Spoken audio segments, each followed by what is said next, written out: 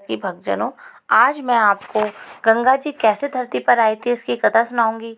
शिवाकू वंश के राजा भागीरथ और श्री राम के पूर्वज थे।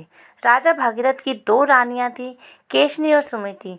जब दीर्घ काल तक दोनों पत्नियों के कोई संतान नहीं हुई तो राजा अपनी दोनों पत्नियों के साथ हिमालय पर्वत पर जाकर पुत्र कामना से तपस्या करने लगे।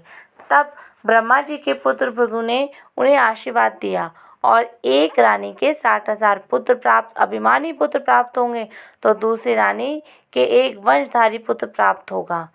बाद में रानी समिति के एक ताबूक के आकार की गर्भ पिंडी पैदा हुई। वह सिर्फ एक बेजान पिंडी थी।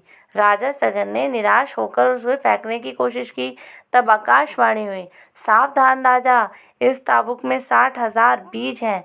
इसे घी से भरकर एक मटके में डाल दो, इससे तुम्हारे 60,000 पुत्र पैदा होंगे।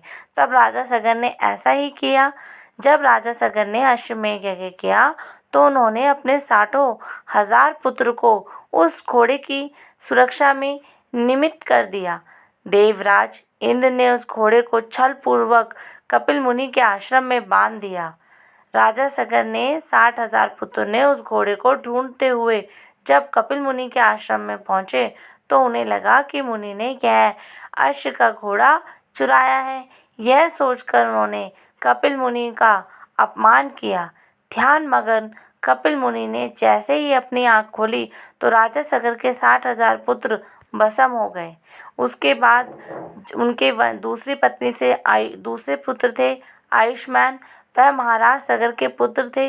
आयुष्मान ने अपने पूर्वजों को मोक्ष दिलाने की जिम्मेवारी लेते हुए राजपाट छोड़कर अपने पुत्र कपिल को सौंप दिया और उसके बाद वह घोर तपस्या में लग गए, अपना शरीर त्याग दिया। महाराज दिलीप ने गंगा जी को धरती पर लाने के लिए तपस्या की। उसके बाद भागीरथ ने तपस्या की और भागीरथ से तपस्या से प्रसन्न होकर माँ गंगा जी शिवजी जी की जटा से सीधा धरती पर आई। जय गंगा माता की जय।